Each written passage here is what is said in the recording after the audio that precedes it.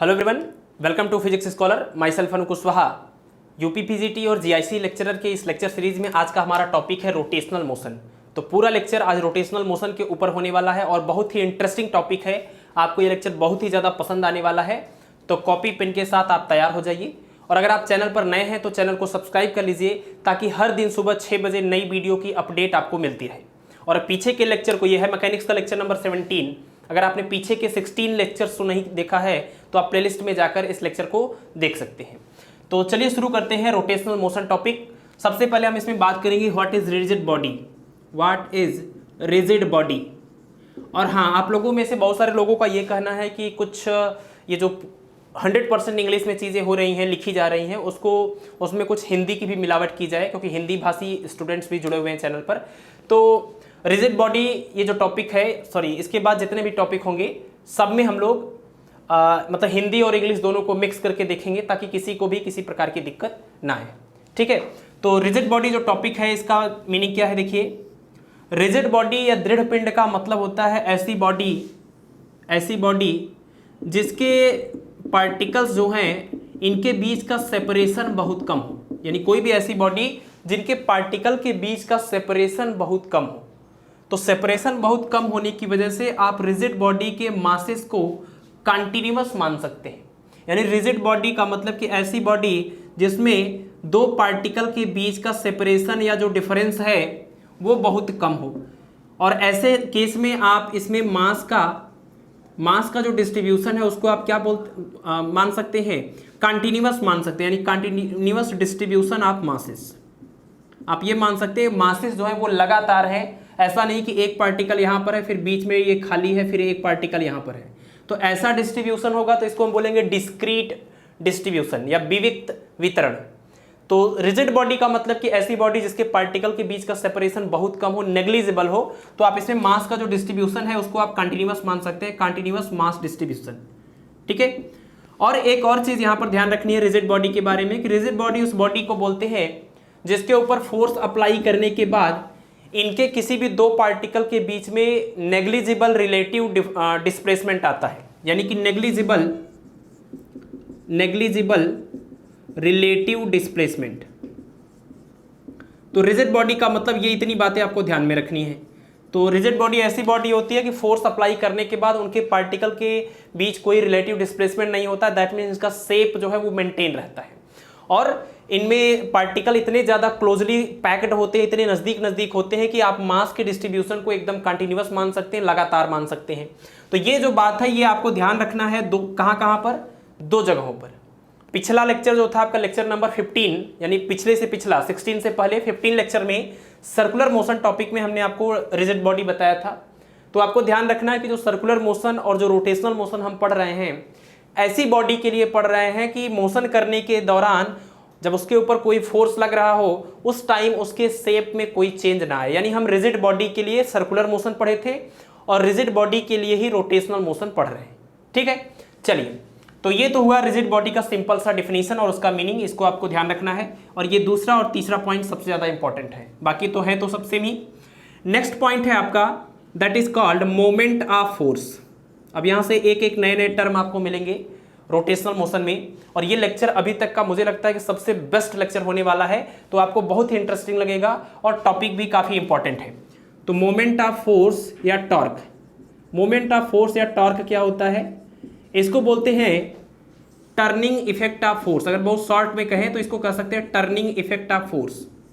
अगर आप किसी ऑब्जेक्ट के ऊपर फोर्स लगा रहे हैं और वो फोर्स क्या कर रहा है, उस ऑब्जेक्ट को किसी एक्सिस के अबाउट रोटेट करने की कैपेसिटी या टेंडेंसी रखती है।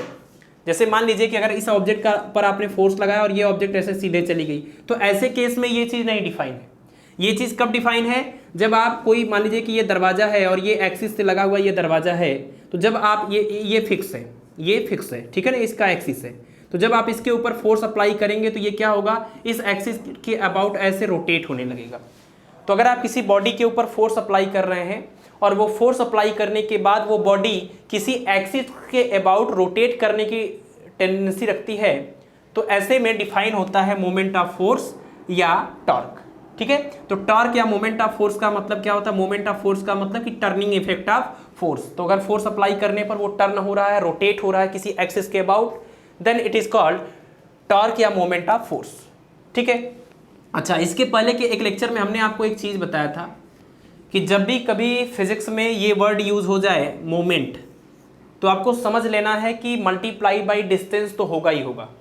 तो मोमेंट ऑफ फोर्स में हमने आपको बताया था, जैसे अगर हम मोमेंट ऑफ फोर्स की बात करें, मोमेंट ऑफ मास की बात करें, तो मोमेंट ऑफ फोर्स का मतलब कि फोर्स इनटू डिस्टेंस।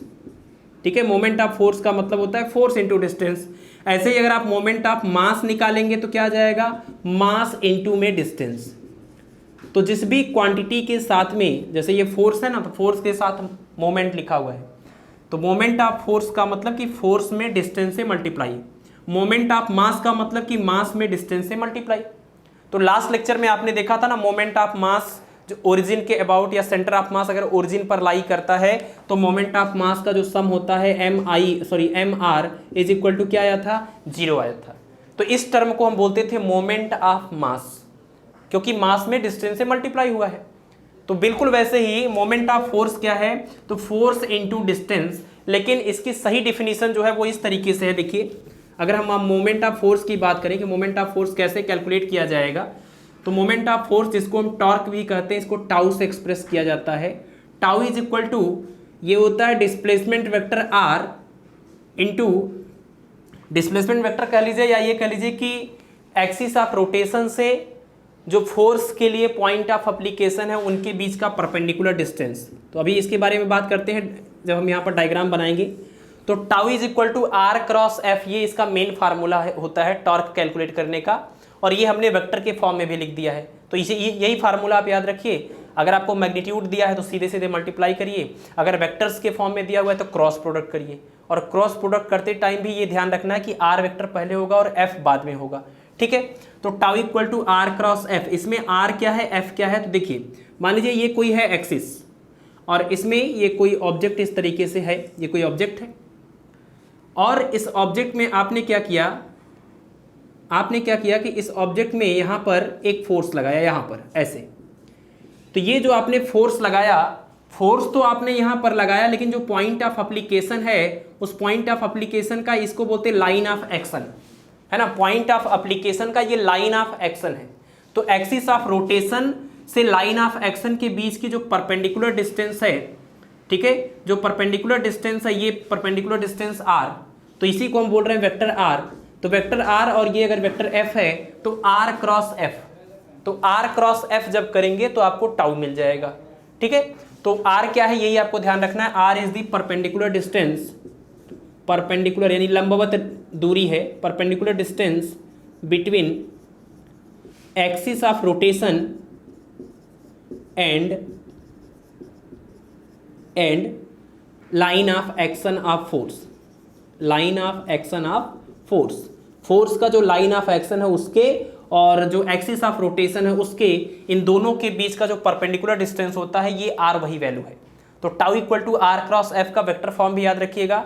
जब हमने आपको डॉट प्रोडक्ट और क्रॉस प्रोडक्ट बताया था तो उसमें हमने आपको बताया था कि क्रॉस प्रोडक्ट या वेक्टर प्रोडक्ट का एक एग्जांपल ये भी होता है टॉर्क। तो tau equal to r cross F काफ़ी इंपॉर्टेंट फार्मूला है, न्यूमेरिकल्स आते हैं इसके ऊपर। यूनिट वगैरह आप निकाल लेंगे, यहाँ पर फोर्स की यूनिट और डिस्टेंस की यूनिट रख देंगे तो टॉर्क की यूनिट आ जाएगी। तीसरी बात ये याद रखना है कि टॉर्क किस तरह की क्वांटिटी है। तो टॉर्क एक वेक्टर क्वांटिटी है।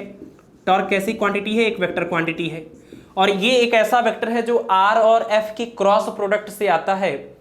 तो वेक्टर के वाले वीडियो को देखने के बाद आपको ये पता चल गया होगा कि अगर इन दो वेक्टर का क्रॉस प्रोडक्ट हो रहा है तो जो रिजल्टेंट आएगा वो इन दोनों के बिल्कुल परपेंडिकुलर होगा। और डायरेक्शन पता कैसे करेंगे? क्योंकि बिल्कुल परपेंडिकुलर दो तरीके से हो सकता है। आर और एफ के परपेंडिकुलर दो तरीका हो सकता है, एक आउटवर्ड एक इनवर्ड। अगर मान लीजिए आर जो है इस बोर्ड के प्लेन में, ये है वेक्टर आर और ये है हम मान लीजिए कि वेक्टर एफ, तो आर और एफ दोनों के परपेंडिकुलर ऐसे आउटवर्ड भी हो सकता है और बिल्कुल इसके अंदर भी हो सकता है। तो ये कैसे कंफर्म करेंगे कि टाउ का डायरेक्शन किधर है? तो इस टाउ के डायरेक्शन के लिए आपको ध्यान रखना है right hand thumb rule. Vector वाले लेक्चर में हमने बताया था, लेकिन फिर भी आप सुनिए, राइट हैंड थंब रूल इसको बोलते हैं। और according to right hand thumb rule आपको क्या करना है, देखिए राइट हैंड में आपको ऐसे करना है कि अगर आपको आर क्रॉस एफ से जो टाउ आ रहा है उसका डायरेक्शन पता करना है, तो राइट हैंड में ये जो फिंगर्स हैं इनको पहले वाले वेक्टर के डायरेक्शन में रखिए और कर इसको ऐसे कर्ल करिए, इसको आप इसको घुमाइए इस तरीके से कि एफ के डायरेक्शन में ये मूव करे। तो फॉर एग्जांपल अगर ये आर का डायरेक्शन है, ये है वेक्टर आर, तो आपको फिंगर्स को आर के डायरेक्शन में रखना है ऐसे, और एफ जो है वो मान लीजिए इस डायरेक्शन में है ऐसे ऊपर की तरफ, तो आपको इसको आर के डायरेक्शन में रखना और एफ के डायरेक्शन में ऐसे कर्ल करना है। तो एफ के डायरेक्शन में कर्ल करेंगे तो थंब देखिए बाहर जा रहा है ना, आर से जब एफ की ओर इसको घुमाएंगे तो थंब बाहर जा रहा है, तो इसका मतलब कि जो टॉर्क का डायरेक्शन यहाँ पर होगा वो आउटवर्ड डायरेक्शन में होगा, और जो टॉर्क होगा वो आर के भी परपेंडिकुलर होगा और एफ के भी परपेंडिकुलर होगा, क्योंकि आर और एफ कहाँ हैं, वो इस प्लेन में लाई कर रहे हैं। क्लियर है? तो ये आपको ध्यान रखना है कि टॉर्क का डायरेक्शन कैसे निकालेंगे, तो राइट हैंड थंब रूल से। अगर इसी में एक चीज हम उल्टा कर दें, जैसे ये आर का डायरेक्शन सेम रखें, एफ का डायरेक्शन नीचे की तरफ ले लें, तो एफ का डायरेक्शन नीचे ले लेंगे तो कैसे इसको करना पड़ेगा, तो ऐसे फिंगर्स को, इन फिंगर्स को आर के डायरेक्शन में रखिए, लेकिन किधर कर्ल कराना है, एफ के डायरेक्शन में। तो अगर आप ऐसे रखेंगे तो ये नीचे की तरफ थोड़ी कर्ल हो पाएगा, तो इसका मतलब आपको इसको ऐसे रखना पड़ेगा, ये आर के डायरेक्शन में हो गया और ये नीचे कर्ल भी हो रहा है। तो अगर ये नीचे कर्ल हो रहा है तो थंब अंदर जा रहा है, इसका मतलब कि इस बोर्ड के प्लेन के परपेंडिकुलर इनवर्ड डायरेक्शन में हो जाएगा। तो ये राइट हैंड थंब रूल इसी को बोलते हैं, या क्रॉस प्रोडक्ट रूल भी बोला जाता है। तो इस रूल से आप टॉर्क के डायरेक्शन को पता कर सकते हैं। ये एक वेक्टर क्वांटिटी है। क्लियर है? अच्छा, इसके एक डेली लाइफ में इसका जरा एप्लीकेशन देखिए या सिग्निफिकेंस देखिए, इसका प्रैक्टिकल सिग्निफिकेंस क्या है। देखिए टॉर्क का मतलब होता है टर्निंग इफेक्ट ऑफ फोर्स। तो टर्निंग इफेक्ट ऑफ फोर्स का मतलब ये कि किसी भी ऑब्जेक्ट में जब आप फोर्स लगाते हैं, जैसे मान लीजिए आप इस ऑब्जेक्ट के ऊपर फोर्स लगाते हैं, तो ये कितना ज़्यादा टर्न होगा, कितना ज़्यादा रोटेट होगा, ये केवल और केवल फोर्स की वैल्यू पर डिपेंड नहीं करता है। ये जो इफेक्ट होता है उसको हम बोलते हैं टॉर्क, और टॉर्क जो है केवल फोर्स पर डिपेंड नहीं करता है, फोर्स के साथ साथ डिस्टेंस पर भी डिपेंड करता है कि आप कितनी डिस्टेंस पर इस एक्सिस ऑफ रोटेशन से कितनी डिस्टेंस पर आपने ये फोर्स लगाया है, ये डिस्टेंस भी मैटर करता है। और टॉर्क की वैल्यू जितनी ज़्यादा होगी, रोटेटिंग इफेक्ट उतना ज़्यादा होगा फोर्स का, है ना। फोर्स का रोटेटिंग इफेक्ट ज़्यादा कब होगा, तो जब टॉर्क की वैल्यू ज़्यादा होगी तो रोटेटिंग इफेक्ट भी ज़्यादा होगा, टर्निंग इफेक्ट भी ज़्यादा होगा। तो टॉर्क को बढ़ाने के दो तरीके, या तो आप फोर्स को बढ़ा लीजिए, या तो आप आर को बढ़ा लीजिए, या तो आप दोनों को बढ़ा लीजिए। तो आप हमेशा चाहेंगे कि कम से कम फोर्स लगाने से ज़्यादा टर्न हो, तो इसके लिए आपको क्या करना पड़ेगा, अगर आप फोर्स को कम से कम रख रहे हैं तो आपको आर की वैल्यू को ज़्यादा से ज़्यादा रखना पड़ेगा। और यही होता है कहाँ पर, दरवाजे में। अगर हम दरवाजे की बात करें तो दरवाजे का जो हत्था होता है, दरवाजे का जो हैंडल होता है, वो आप देखिए कि दरवाजे की एकदम राइट साइड में एकदम मतलब बाहर होता है, राइट या लेफ्ट में जिधर भी हैंडल होगा। तो हैंडल आप देखेंगे एक्सिस ऑफ रोटेशन से जितना भी मैक्सिमम डिस्टेंस हो सकता है उतनी डिस्टेंस पर रखा जाता है, ताकि आर की वैल्यू बढ़ जाए।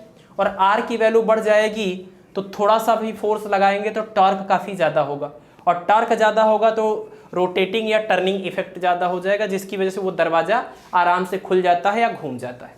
ठीक है, तो टॉर्क के ही बेसिस पर ये दरवाजे का जो हैंडल होता है वो सबसे ज़्यादा दूर लगाया जाता है एक्सिस ऑफ रोटेशन से। इसके अलावा जो पेचकस होता है, स्क्रू ड्राइवर, पेचकस का जो हत्था होता है वो काफ़ी चौड़ा बनाया जाता है।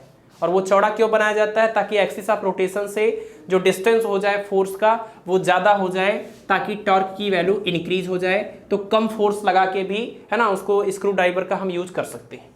इसके अलावा और भी बहुत सारे एग्जाम्पल हैं इसके। अच्छा, एक चीज़ और आप यहाँ पर देखिए कि दरवाजे के केस में अगर हम आर की वैल्यू 0 रख दें, आर की वैल्यू 0 रखने का मतलब क्या, कि जो फोर्स अप्लाई करें वो इसी एक्सिस ऑफ रोटेशन पर ही अप्लाई करें, क्योंकि जो डिस्टेंस होता है वो एक्सिस ऑफ रोटेशन से मेजर किया जाता है।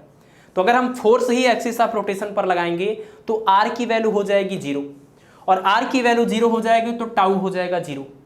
तो अब आप चाहे फोर्स की कितनी भी वैल्यू लगा लीजिए, इनफाइनाइट वैल्यू आप लगा लीजिए, इनफाइनाइट न्यूटन का फोर्स लगा लीजिए, लेकिन अगर आर की वैल्यू 0 है, यानी अगर उसी एक्सिस ऑफ रोटेशन पर ही आप फोर्स लगा रहे हैं, यहीं पर फोर्स लगा रहे हैं, तो ये ऑब्जेक्ट, ये रिजिड बॉडी कभी नहीं घूमेगी, क्योंकि टॉर्क क्या हो जाएगा, 0। तो ये भी आपको ध्यान रखना है कि टॉर्क का ये बेसिक फार्मूला हो गया, और इसके डेली लाइफ में जो एप्लीकेशन होते हैं ये भी ध्यान रखना है। एग्जाम्पल में कभी कभी मतलब जो क्वेश्चन आता है, मल्टीपल चॉइस ही आपके एग्जाम होने वाले हैं प्री, तो उसमें जो क्वेश्चन आता है वो कई बार ये पूछ लिया जाता है कि ऐसा क्यों किया जाता है। तो एग्जाम्पल में मतलब जो ऑप्शन है उसमें आपको टॉर्क को टिक कर देना है। क्लियर है? चलिए आगे बढ़ते हैं और नेक्स्ट टॉपिक की जिसकी हम बात करेंगे वो है, चूंकि हमारा मेन टॉपिक यहाँ पर रोटेशनल मोशन है, तो सबसे पहले तो यही देख लें कि जो रोटेशनल मोशन है वो लीनियर मोशन से किस तरह डिफरेंट है। और ये दो टॉपिक आपके हो गए, रिजिड बॉडी आपने समझ लिया, टॉर्क आपने समझ लिया। तो देखिए लीनियर मोशन या ट्रांसलेशनल मोशन आप पढ़ चुके हैं। लीनियर मोशन या ट्रांसलेशनल मोशन का मतलब कि जो ऑब्जेक्ट मूव कर रहा है उस ऑब्जेक्ट के अंदर एक खास बात ये होती है कि उस ऑब्जेक्ट के हर एक पार्टिकल का जो डिस्प्लेसमेंट होता है इक्वल टाइम में इक्वल होता है ना। अगर हम ट्रांसलेशनल मोशन की बात करें, ट्रांसलेशनल मोशन, तो ट्रांसलेशनल मोशन की अगर हम बात करें तो इसमें अगर ये ऑब्जेक्ट है और ये यहाँ से यहाँ पहुँच जाए तो इसका मतलब कि इसके अंदर अगर बहुत सारे पॉइंट्स हम दिखा दें तो इस पार्टिकल की जो डिस्टेंस है और इस पार्टिकल की जो डिस्टेंस है, डिस्प्लेसमेंट है, और इस पार्टिकल की जो डिस्प्लेसमेंट है और इस पार्टिकल की जो डिस्प्लेसमेंट है वो बिल्कुल सेम है। यानी जितने भी पार्टिकल हैं सबका लीनियर डिस्प्लेसमेंट सेम हो, तो इस तरह के मोशन को हम बोलते हैं ट्रांसलेशनल मोशन। और सेम क्यों होगा? सेम इसलिए होगा क्योंकि इक्वल टाइम में, जिस टाइम में ये वाला पॉइंट यहाँ से यहाँ पहुँचा है उसी टाइम में ये वाला पॉइंट भी तो यहाँ से यहाँ पहुँचा है। तो ये जितना इससे यहाँ पीछे था उतना ही आगे यहाँ पर भी है। तो इक्वल टाइम में इक्वल डिस्प्लेसमेंट है, तो जितने भी पॉइंट आप इसमें देखेंगे सबका इक्वल टाइम में इक्वल डिस्टेंस होगा। अगर इस तरह से ऑब्जेक्ट इधर से ऐसे ऐसे ऐसे यहाँ पहुँच जाए तो इस मोशन को हम बोलते हैं ट्रांसलेशनल मोशन या इसी को बोलते हैं लीनियर मोशन। ठीक है, तो ट्रांसलेशनल मोशन या फिर लीनियर मोशन। और इसी मोशन के लिए न्यूटन्स लॉज ऑफ मोशन आप पढ़ते हैं, और साथ ही साथ जो तीनों इक्वेशंस ऑफ मोशन होते हैं वो भी इसी लीनियर या रेक्टिलिनियर मोशन के लिए ही आपने पढ़ा था। अब इसके बाद हम बात होती है कि what is rotational motion. Rotational motion, तो देखिए रोटेशनल मोशन क्या है। अगर कोई ऑब्जेक्ट इस तरीके से मूव करे कि एक फिक्स एक्सिस से सभी पार्टिकल सर्कुलर पाथ में रोटेट हों, एक फिक्स एक्सिस से बॉडी के जितने भी पार्टिकल हैं वो एक फिक्स एक्सिस के अबाउट सर्कुलर मोशन कर रहे हों, तो ऐसे मोशन को, इस रिजिड बॉडी के इस तरह के मोशन को हम बोलेंगे रोटेशनल मोशन। तो जैसे ये कोई ऑब्जेक्ट है और ये है हमारा एक्सिस ऑफ रोटेशन, तो अगर ये ऑब्जेक्ट इसके चारों ओर ऐसे घूमे तो इसमें से जितने भी पॉइंट्स हैं, जितने भी पार्टिकल हैं, आप उनके पाथ को अगर ध्यान से देखेंगे तो आपको क्या मिलेगा? सर्कुलर पाथ मिलेगा। इनका पाथ कैसा होगा? सर्कुलर पाथ होगा। तो जितने भी पार्टिकल हैं सबका पाथ सर्कुलर है, लेकिन इस बॉडी का पाथ कैसा है? तो पाथ तो सर्कुलर ही है, लेकिन इसके मोशन को हम क्या बोलेंगे? सर्कुलर मोशन नहीं बोलेंगे। सर्कुलर मोशन तो एक पॉइंट के लिए बोलते। अब ये पूरी एक रिजिड बॉडी है, बहुत बड़ी सी बॉडी है, बहुत सारे पार्टिकल से मिलकर बनी हुई है, तो इस मोशन को हम क्या नाम देते हैं? Rotational motion. ठीक है, तो रोटेशनल मोशन में क्या होता है कि सबकी जो एंगुलर डिस्प्लेसमेंट होती है वो सेम होती है, एंगुलर डिस्प्लेसमेंट थीटा। और लीनियर मोशन, इसमें ट्रांसलेशन या लीनियर मोशन में क्या होता है? लीनियर डिस्प्लेसमेंट सबका सेम होता है। तो अगर एस सेम है, एस लीनियर डिस्प्लेसमेंट, तो वो ट्रांसलेशनल मोशन है। अगर थीटा यानी कि एंगुलर डिस्प्लेसमेंट सेम है तो वो रोटेशनल मोशन होता है। ठीक है, डेली लाइफ में बहुत सारे ऐसे मोशन होते हैं, ज़्यादातर जो मोशंस होते हैं, अगर कोई ऑब्जेक्ट फ्री मोशन कर रहा है तो वो रोटेशन और ट्रांसलेशन दोनों साथ में करता है, और ऐसे मोशन को हम क्या बोलते हैं? Rolling motion. तो ध्यान रखना है आपको, रोलिंग मोशन क्या है? Rolling motion is the combination of translational motion plus rotational motion. तो ये आपको ध्यान रखना है, रोलिंग अलग चीज़ होती है और रोटेशन अलग चीज़ होता है। ये जो ऑब्जेक्ट है, ये जो रिजिड बॉडी है, वो इस एक्सिस के अबाउट रोटेशनल मोशन कर रही है, लेकिन एक जो पहिया होता है, ये जो व्हील होता है, जब ये सड़क पर चलता है ना, किसी ट्रक का, किसी साइकिल का, किसी बाइक का ये पहिया है, तो जब ये सड़क पर चलता है तो देखिए इस पॉइंट ओ के अबाउट ये ऐसे रोटेट होता रहता है ना, सेंटर ओ के अबाउट रोटेट होता है। साथ ही साथ ये आगे भी बढ़ता है।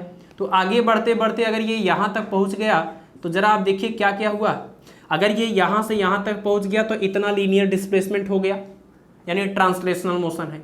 साथ ही साथ इस एक्सिस के अबाउट ये घूम भी रहा था, तो ये कौन सा मोशन है? रोटेशनल मोशन है। और ये बॉडी रोटेट होने के साथ साथ आगे बढ़ रही थी, मतलब ट्रांसलेशनल मोशन और रोटेशनल मोशन दोनों साथ में हो रहा था। तो ऐसे मोशन को हम क्या बोलते हैं? Rolling motion. ठीक है, और ध्यान रखना है आपको कि जब रोलिंग मोशन के क्वेश्चंस आते हैं, है ना, रोलिंग काइनेटिक एनर्जी जब निकालने की बात आती है, तो translational kinetic energy plus rotational kinetic energy दोनों को प्लस करेंगे तब रोलिंग काइनेटिक एनर्जी आएगी। मतलब जो व्हील होता है ना, ये व्हील जब सड़क पर चलता है तो इसकी जो काइनेटिक एनर्जी का फार्मूला लिखते हैं वो सिर्फ इसके इक्वल नहीं होता या सिर्फ इसके इक्वल नहीं होता, बल्कि दोनों का सम होता है।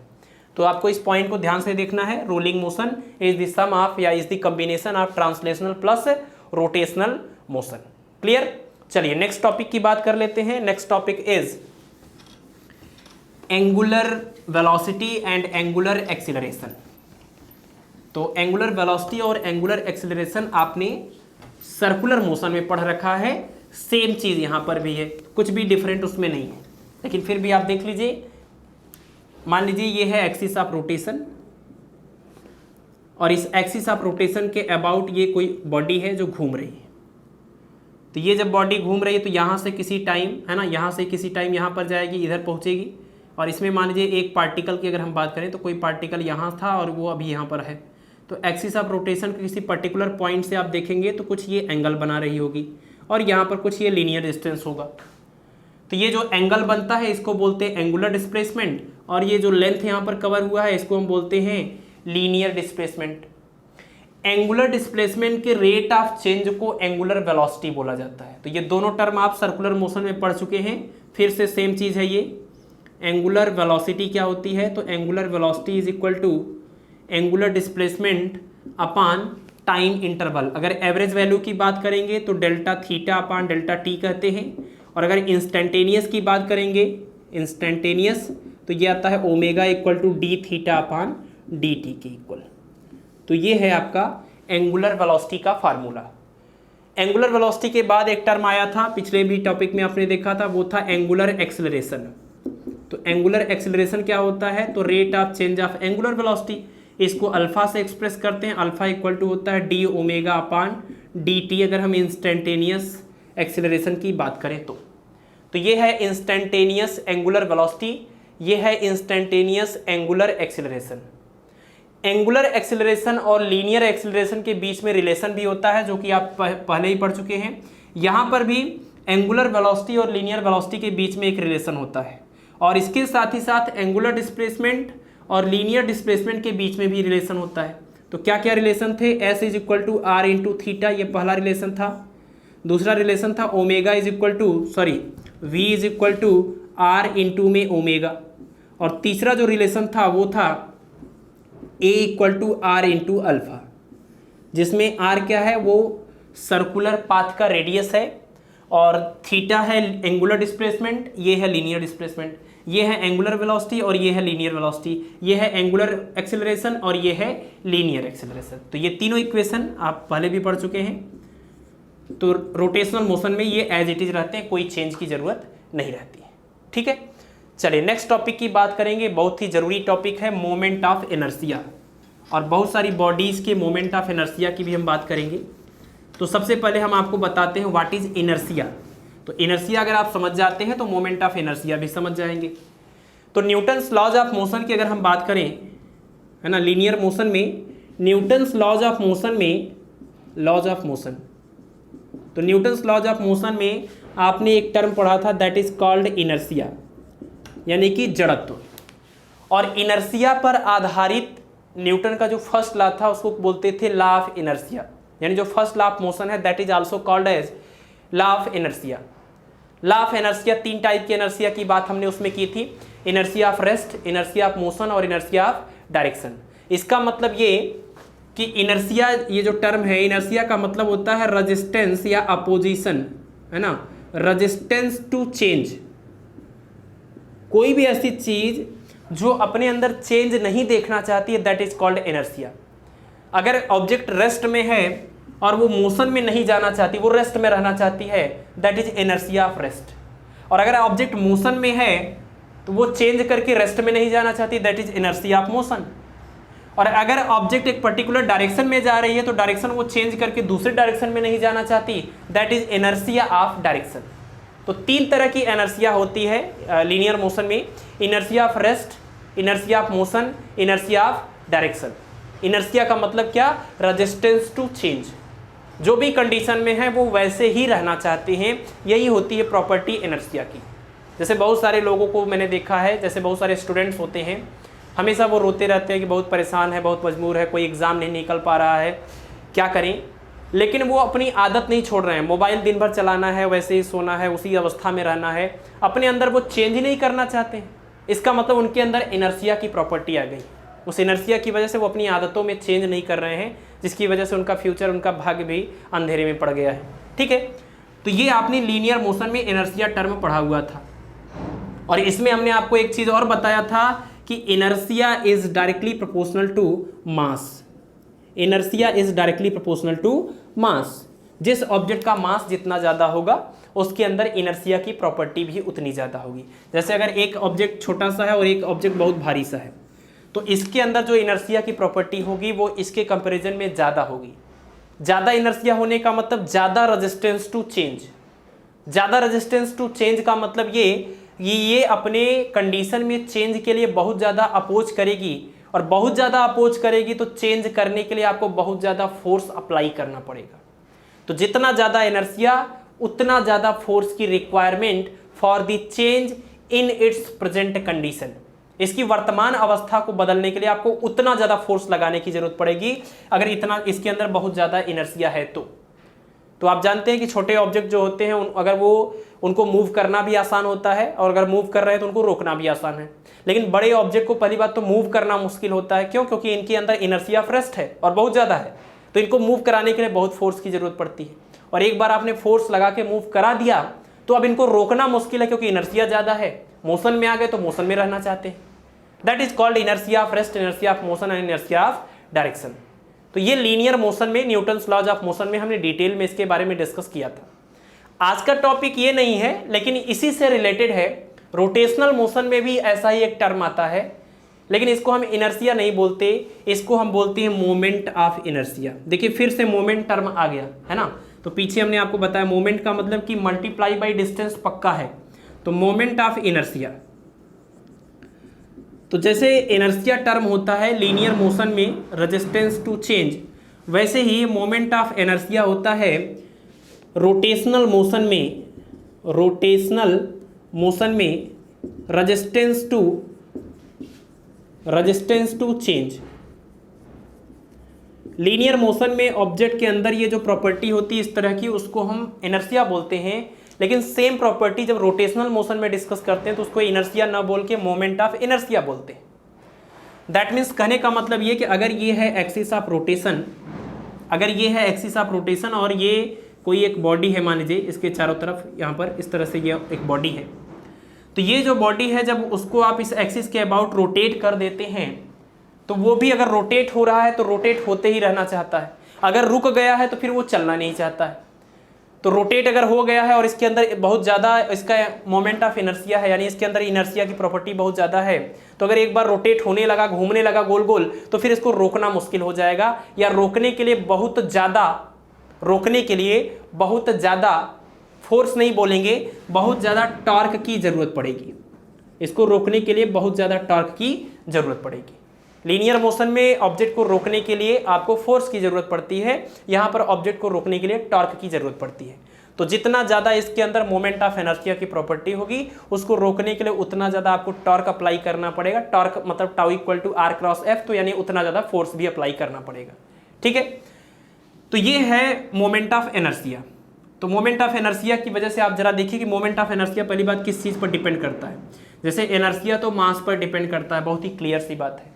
लेकिन जो मोमेंट ऑफ इनर्शिया है वो दो चीज़ों पर डिपेंड करता है। मास पर तो डिपेंड करता ही करता है, प्लस में डिस्ट्रीब्यूशन ऑफ मास पर भी डिपेंड करता है। डिस्ट्रीब्यूशन ऑफ मास पर भी ये डिपेंड करता है आपका मोमेंट ऑफ इनर्शिया। फार्मूला जो इसका होता है वो होता है I is equal to m r square. I is equal to m r square. अगर एक पार्टिकल है कोई, ये पूरी बॉडी की बात नहीं कर रहे हैं, कोई एक पार्टिकल है जिसका मास है एम, तो इस पार्टिकल का जो मोमेंट ऑफ इनर्शिया होगा about this axis is equal to m r square, है ना। एक पार्टिकल का moment of inertia about this axis of rotation. अगर एक पार्टिकल के अलावा ऐसे बहुत सारे ढेर सारे पार्टिकल है रिजिड बॉडी के अंदर, तो इस पूरी बॉडी का मोमेंट ऑफ इनर्शिया कैसे निकलेगा? तो एक पार्टिकल का अगर मोमेंट ऑफ इनर्शिया मिल गया तो पूरे बॉडी का मोमेंट ऑफ इनर्शिया निकालने के लिए सभी पार्टिकल का मोमेंट ऑफ इनर्शिया निकाल के आपको प्लस करना पड़ेगा। और पहले पार्टिकल का मोमेंट ऑफ इनर्शिया, दूसरे का, तीसरे का, चौथे का, सबका मोमेंट ऑफ इनर्शिया निकाल के प्लस करेंगे तो इस पूरी बॉडी का मोमेंट ऑफ इनर्शिया आएगा। तो मान लीजिए कि पहले पार्टिकल के लिए m हुआ एम आर स्क्वायर, तो दूसरे के लिए भी अगर सेम मास है तो एम आर स्क्वायर बार बार करेंगे तो इसको आप कह सकते हैं sigma m r square that is equal to I. अब अगर ये सिग्मा लग गया तो ये किसी एक पार्टिकल का मोमेंट ऑफ इनर्शिया नहीं है, बल्कि ये पूरी बॉडी का मोमेंट ऑफ इनर्शिया है। तो पूरी बॉडी का moment of inertia I is equal to m r square. और इस फार्मूले से पता चलता है कि जो जैसे इनर्शिया तो सिर्फ मास पर डिपेंड करता है, जितना ज़्यादा मास उतना ज़्यादा इनर्शिया, लेकिन जो मोमेंट ऑफ इनर्शिया होता है वो मास के साथ साथ आर पर भी डिपेंड करता है। And r is the distribution of mass, कि मास किस तरीके से डिस्ट्रीब्यूटेड है, ये बात भी यहाँ बहुत ज़्यादा मैटर करता है। एक एग्जांपल से आपको समझाते हैं। मान लीजिए कि ये एक सर्कुलर एक व्हील है इस तरह से, और ये है इसका एक्सिस ऑफ रोटेशन, और ये इस तरीके से रोटेट हो रही है, और ये पूरा है ना, ये मटेरियल यहाँ पर भरा हुआ है, पूरा मटेरियल यहाँ पर भरा हुआ है, मतलब खाली कहीं नहीं है, खोखला नहीं है बिल्कुल भी। तो एक तो इसका अपना मोमेंट ऑफ इनर्शिया होगा, और हमने मान लिया कि इसका जो मास है टोटल वो है m, और जो यहाँ पर ये इसका एक्सिस ऑफ रोटेशन वहाँ से जो यहाँ तक की डिस्टेंस है वो है स्मॉल r, ठीक। दूसरा जो केस हम ले रहे हैं वो देखिए इसी टाइप का डायग्राम है, लेकिन बीच में यहाँ पर हम खोखला ले रहे हैं, और ये है इसका एक्सिस ऑफ रोटेशन, ये है एक्सिस ऑफ रोटेशन, और इसका भी मास उतना ही है जितना कि इसका मास है, इतना ही मास है। तो इसका जो मोमेंट ऑफ इनर्शिया आएगा और इसका जो मोमेंट ऑफ इनर्शिया आएगा वो दोनों अलग अलग होंगे, क्योंकि इसमें जो है यहाँ पर बीच में ये खाली है, ये खोखला है, ये इतना खाली है, और बाकी ये पूरा मास भरा हुआ है। और मास अभी भी टोटल मास उतना ही है जितना कि इसमें है ना, क्योंकि ये थोड़ा मोटा बना होगा उसी हिसाब से, और रेडियस वगैरह सब कुछ एकदम सेम है। तो रेडियस भी सेम है, मास भी सेम है, लेकिन मास का डिस्ट्रीब्यूशन अलग अलग है। इसमें एकदम कंटिन्यूअस है पूरा, लेकिन यहाँ पर इसमें बीच में खोखला है, उसके बाद ये इधर कंटिन्यूअस है। तो जो मोमेंट ऑफ इनर्शिया इसका होगा अगर हम इसको I1 बोलें, और इसका जो मोमेंट ऑफ इनर्शिया होगा अगर उसको I2 बोलें, तो देखिए मोमेंट ऑफ इनर्शिया मास और R दोनों पर डिपेंड करता है, यानी डिस्ट्रीब्यूशन ऑफ मास पर भी डिपेंड करता है। तो मास तो दोनों का सेम है, लेकिन डिस्ट्रीब्यूशन अगर आप देखेंगे तो इसमें जो ज़्यादातर मास है वो इसके एक्सिस से दूर है, इसका जो ज़्यादातर मास है वो एक्सिस से दूर है, लेकिन इसका मास तो यहीं से स्टार्ट हो गया है। तो अगर ये एक्सिस से दूर है, ज़्यादातर मास है, तो R की वैल्यू इसके लिए ज़्यादा हो जाएगी, इसके लिए कम हो जाएगी। तो इसके लिए जो आप निकालेंगे मोमेंट ऑफ इनर्शिया I2, वो इस मोमेंट ऑफ इनर्शिया I1 से ज़्यादा होगी, यानी I2 is greater than I1, क्योंकि इसमें जो मास का डिस्ट्रीब्यूशन है वो ज़्यादातर मास इसके एक्सिस ऑफ रोटेशन से दूर है। तो जितना ज़्यादा ये दूर रहेगा उतना ज़्यादा इसका मोमेंट ऑफ इनर्शिया आएगा, और मोमेंट ऑफ इनर्शिया जितना ज़्यादा होगा वो पहली बात तो रोटेट नहीं करेगा, मुश्किल से रोटेट करेगा। अगर रोटेट करने लगा तो जल्दी रुकेगा नहीं, उसको रोकना मुश्किल होगा, है ना। तो इस तरह के अगर आप व्हील की बात करें, क्वेश्चन पूछा जाता है कि जो साइकिल होती है या कोई भी गाड़ी होती है, उसका जो टायर होता है उसका मैक्सिमम जो मास होता है वो कहाँ पर होता है? तो उसका मैक्सिमम मास यहाँ पर होता है, रिम के ऊपर, है ना। इसको क्या बोलते हैं? रिम। तो ये जो रिम होता है इस पर मैक्सिमम मास होता है, और यहाँ पर ट्यूब भी होता है, टायर और ट्यूब हो गया आपका, और रिम हो गया। तो ज़्यादातर मास यहीं पर होता है, और ये इसका सेंटर है, और सेंटर से इस मास को कनेक्ट करने के लिए छोटे छोटे ऐसे पतले पतले स्पोक्स यानी तीलियाँ लगा दी जाती हैं ताकि ये इससे कनेक्ट हो जाए। और बीच में ये लगभग खोखला होता है, या मान सकते हैं कि नेग्लिजिबल मास इधर होता है। ज़्यादातर मास यहाँ पर सर्कमफेरेंस पर कंसंट्रेटेड होता है। तो जब मास ये सर्कमफेरेंस पर कंसंट्रेटेड होगा, इसका मतलब कि मास जो है वो सेंटर एक्सिस ऑफ जो रोटेशन है उससे दूर हो गया। तो R की वैल्यू बढ़ा देंगे तो इसका मोमेंट ऑफ इनर्शिया बढ़ जाएगा, और मोमेंट ऑफ इनर्शिया बढ़ जाएगा तो ये जल्दी से रोटेट नहीं होगा, लेकिन अगर रोटेट हो जाएगा फिर जल्दी से रुकेगा नहीं। तो अगर मान लीजिए हम दो तरह के टायर को लेकर मतलब साइकिल बनाते हैं, एक साइकिल में इस तरह का एक टायर है और दूसरा जो टायर है वो इस तरीके का है, पूरा एकदम प्लेट है, इस तरह से डिस्क के फॉर्म में है, पूरा एक प्लेट है। तो अगर मान लीजिए दोनों का रेडियस एकदम सेम है, मास वगैरह भी सेम है, लेकिन मास का डिस्ट्रीब्यूशन अलग है। यहाँ इसमें ज़्यादातर मास इधर रिम पर है और इसमें जो है मास वो यूनिफॉर्मली पूरा डिस्ट्रीब्यूटेड है, पूरा मास फैला हुआ है। तो अगर इन दोनों को आप मतलब दो अलग अलग साइकिल हैं, एक साइकिल में cycle number A, cycle number B, तो साइकिल नंबर ए में अगर ये वाला टायर लगा हुआ है, इस तरह का पहिया है, और साइकिल नंबर बी में इस तरह का लगा हुआ है, तो आपको पता है जब दोनों साइकिलों को चलाया जाएगा और सेम स्पीड से चलाया जाएगा और साथ में पैडल को मारना बंद किया जाएगा, तो ये वाली साइकिल पहले अनबैलेंस्ड हो जाएगी या पहले रुक जाएगी या गिर जाएगी, जबकि ये वाला जो साइकिल है वो काफ़ी दूर तक अभी जाता रहेगा, है ना। ब्रेक मतलब कि पैडल को मारना जो बंद कर दिया आपने, उसके बावजूद भी ये आगे बढ़ती रहेगी। क्यों? Because of moment of inertia. इसका मोमेंट ऑफ इनर्शिया ज़्यादा होने की वजह से अगर ये एक बार रोटेशन में आ गई तो ये चलती रहेगी, जल्दी से रुकती नहीं है, या रुकने के लिए बहुत ज़्यादा फोर्स की जरूरत पड़ेगी। ठीक है, तो इसीलिए कभी भी जब पहिए बनाए जाते हैं तो उसका मोमेंट ऑफ इनर्शिया इंक्रीज करने के लिए उसका मैक्सिमम मास उसके सरकमफेरेंस पर कंसंट्रेटेड होता है। यह है physical importance of moment of inertia. ठीक है, तो मोमेंट ऑफ इनर्शिया को क्लियर हो गया। मैं फिर से एक बार समझा देता हूं। सपोज कि ये कोई रिजिड बॉडी है जो किसी एक्सिस के अबाउट रोटेट हो रही है, और इस रिजिड बॉडी के अंदर बहुत सारे पार्टिकल हैं और सबके मासेस अगर मान लीजिए m हैं, तो इस एक्सिस के अबाउट किसी भी एक पार्टिकल का मोमेंट ऑफ इनर्शिया कैलकुलेट करने का फार्मूला होता है I = mr², एक पार्टिकल का। लेकिन ऐसे बहुत सारे पार्टिकल हैं, तो सभी पार्टिकल का अगर मोमेंट ऑफ इनर्शिया निकालेंगे mr², इसी टाइप से। वैसे तो m1r1² m2r2² होगा, लेकिन वही कहने का मतलब इन जनरल उसी को हम यहाँ पर लिख रहे हैं। तो यानी सबका जो मोमेंट ऑफ इनर्शिया होगा mr², वो निकाल के जब प्लस करेंगे तो इस पूरी बॉडी का, इस पूरी रिजिड बॉडी का मोमेंट ऑफ इनर्शिया आ जाएगा सिग्मा mr² के। क्लियर? अब ये जो मोमेंट ऑफ इनर्शिया है, आप देखिए कि मोमेंट ऑफ इनर्शिया मास के साथ साथ डिस्ट्रीब्यूशन ऑफ मास पर भी डिपेंड करता है, यानी कि एक्सिस ऑफ रोटेशन से उस पार्टिकल की क्या डिस्टेंस है।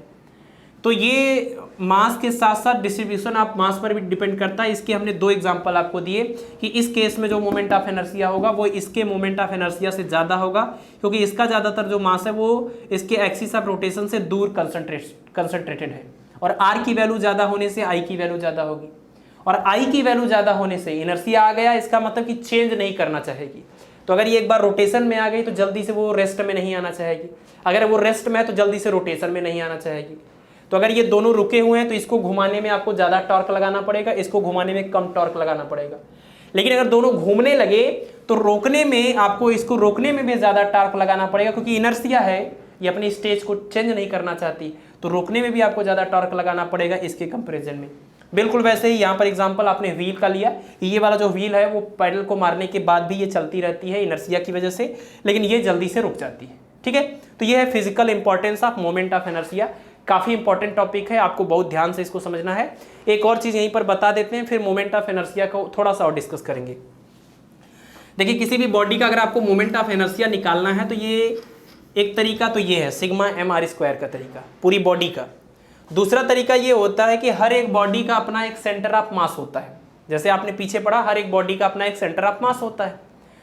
तो सेंटर ऑफ मास अगर मान लीजिए आपको एक पॉइंट मिल जाए, ये है सेंटर ऑफ मास, तो सेंटर ऑफ मास का मतलब कि एक ऐसा पॉइंट जहां पर इस बॉडी का टोटल मास कंसंट्रेटेड है। तो अगर इसका टोटल मास यहाँ पर कंसंट्रेटेड है तो हम क्या कर सकते हैं, इस पूरी बॉडी को अलग अलग पार्टिकल के फॉर्म में न देखकर आप इसको मानिए कि इसका टोटल मास यहीं पर कंसंट्रेटेड है कैपिटल M, और अगर पूरा mass total mass capital M है और इस एक्सिस ऑफ रोटेशन से उस पॉइंट सेंटर ऑफ मास का जो डिस्टेंस है वो k है, तो इसका मतलब ये कि m और k², जैसे इसकी हम बात कर रहे थे ना, तो अलग अलग पार्टिकल के लिए निकाल रहे थे m और r², तो अलग अलग पार्टिकल के लिए कैलकुलेट करके और बार बार हमने किया सबके लिए, फिर प्लस किया, तब जाके इस पूरी बॉडी का मोमेंट ऑफ इनर्शिया आया। इसी तरह से एक टर्म और होता है, इसको k से एक्सप्रेस करते हैं, that is radius of gyration. Radius of gyration, तो रेडियस ऑफ जाइरेशन एक ऐसा डिस्टेंस होता है कि अगर हम उसके स्क्वायर को इस पूरी बॉडी के मास से मल्टीप्लाई करें तब भी हमको इस बॉडी का मोमेंट ऑफ इनर्शिया मिल जाएगा। I = mk², जहां पर m क्या है, ये m = सिग्मा स्मॉल m, सभी पार्टिकल के मासेस का sum that is mass of the body. तो पूरी बॉडी का मास अगर आपने ले लिया तो डिस्टेंस कौन सा लेना पड़ेगा ऐसे केस में, तो distance is called radius of gyration. तो हर एक बॉडी के लिए एक रेडियस ऑफ जाइरेशन होता है, एक पॉइंट होता है जहाँ से एक्सिस ऑफ रोटेशन की डिस्टेंस हम के मानते हैं। उस के स्क्वायर को जब टोटल मास से मल्टीप्लाई करेंगे तो भी पूरी बॉडी का मोमेंट ऑफ इनर्शिया मिल जाएगा। तो एक तो ये तरीका है कि अलग अलग पार्टिकल का मोमेंट ऑफ इनर्शिया निकाल के सबको प्लस करिए, या तो एक तरीका ये है कि उसके रेडियस ऑफ जाइरेशन के स्क्वायर को उसके टोटल मास से मल्टीप्लाई कर दीजिए, तब भी मिल जाएगा। तो किसी भी बॉडी के मोमेंट ऑफ इनर्शिया के लिए आपको ये रिलेशन याद रखना है कि I is equal to m k square is equal to sigma m small m, और ये आर स्क्वायर, आप इसको कैपिटल आर ले लीजिए ज़्यादा अच्छा रहेगा, तो ये आर स्क्वायर, ठीक है। इस के को बोलते हैं रेडियस ऑफ जाइरेशन। तो कई बार रेडियस ऑफ जाइरेशन के ऊपर न्यूमेरिकल आता है, तो मोमेंट ऑफ इनर्शिया और रेडियस ऑफ जाइरेशन के बीच का ये रिलेशन आपको ध्यान रखना, और ये दोनों आपस में इक्विवेलेंट है, तो इनके ऊपर भी क्वेश्चन पूछे जा सकते हैं। क्लियर। चलिए नेक्स्ट टॉपिक जिस पर हम बात करने वाले हैं that is moment of inertia of different bodies. बहुत सारे रिजिड बॉडी का मोमेंट ऑफ इनर्शिया आपको याद रखना चाहिए। तो कौन कौन सी बॉडी का मोमेंट ऑफ इनर्शिया आपको याद रखना है, तो खास करके 4-5 बॉडी हैं जिनके मोमेंट ऑफ इनर्शिया आपको याद होने चाहिए, जैसे कि डिस्क हो गया, रिंग हो गया, सॉलिड सिलेंडर हो गया, और हॉलो स्फीयर और सॉलिड स्फीयर हो गया। ये सब का मोमेंट ऑफ इनर्शिया आपको याद रखना चाहिए। तो हम यहाँ पर लिख देते हैं moment of inertia of rigid bodies. वैसे तो मोमेंट ऑफ इनर्शिया को कैलकुलेट करने का अपना एक बहुत ही इम्पॉर्टेंट तरीका होता है, बट हम उसमें नहीं जाएंगे, बहुत ज़्यादा डिटेल में नहीं जा रहे हैं। With in the time syllabus को कंप्लीट करने के लिए और हर एक टॉपिक को टच करने के लिए ज़रूरी है कि हम डेरिवेशन में नहीं जाते हैं। तो एग्ज़ाम आपका मल्टीपल चॉइस क्वेश्चन का होने वाला है, तो हम उसी हिसाब से पढ़ रहे हैं। बाकी प्री के बाद जब मेंस की बात होगी तो फिर सब कुछ डिटेल में ही बात होगी, क्योंकि वो रिटन एग्जाम है, तो पूरा डेरिवेशन हम लोग डिस्कस करेंगे और हर एक चीज़ का डिटेल डिस्कशन करेंगे, कुछ भी ऊपर नहीं। लेकिन अभी क्या है कि हम फार्मूले के ऊपर अगर फोकस करते हैं तभी हम सारे टॉपिक को कवर कर पाएंगे, टच कर पाएंगे। तो moment of inertia of rigid body में कुछ रिजिड बॉडी की बात कर लें। जैसे सबसे पहले तो हम एक रॉड की बात कर लेते हैं। तो अगर ये कोई एक रॉड है और इसकी लेंथ L है, तो इस एक्सिस के अबाउट, एक्सिस भी हम बनाएंगे, देखिए एक्सिस बहुत ज़्यादा मैटर करता है। सेम रॉड का मोमेंट ऑफ इनर्शिया इस एक्सिस के अबाउट अलग आएगा, लेकिन यहाँ से पास होने वाले एक्सिस के अबाउट अलग आएगा। तो आगे अभी हम बात करेंगे थियरम ऑफ परपेंडिकुलर और पैरेलल एक्सिस क्या होता है, लेकिन आप ये चीज़ को याद रखिए, वो थियरम जब पढ़ेंगे तो हम फार्मूला वहाँ पर बताएंगे। तो रॉड की अगर हम बात करें, इसकी लेंथ अगर L है, तो ये जो एक्सिस है यानी इसके बिल्कुल सेंटर से बिल्कुल वर्टिकल एक्सिस में जो पास हो रहा है, इसके अबाउट जो इसका मोमेंट ऑफ इनर्शिया होता है वो होता है m और m L स्क्वायर और अपान में 12। ये आपको ध्यान रखना है। दूसरा रेक्टेंगुलर